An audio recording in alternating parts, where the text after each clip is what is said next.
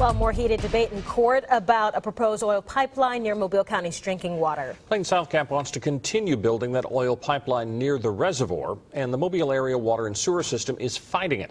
Fox 10 News reporter Letitia Bush was in the courtroom to hear the testimony. Letitia, what happened today?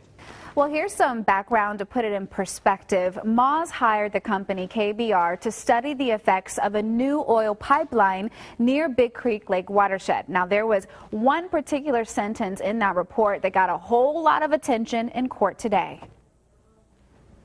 This is the line from the KBR report that took a lot of heat in court today. It says, quote, the only option that would remove all the risk related to this pipeline to the Big Creek Lake watershed would be to completely relocate the pipeline out of the watershed.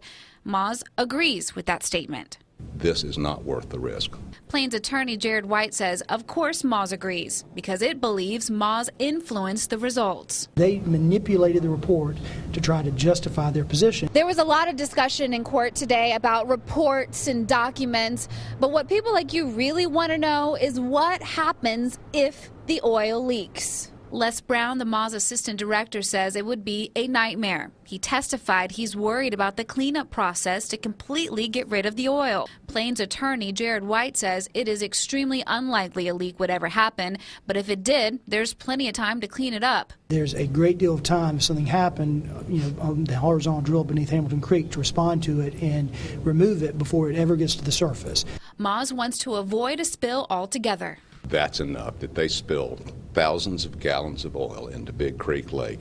That's enough that we'll have time to turn off the intake station and then turn off the supply of water for an indefinite amount of time for 250,000 customers. I don't agree that's enough.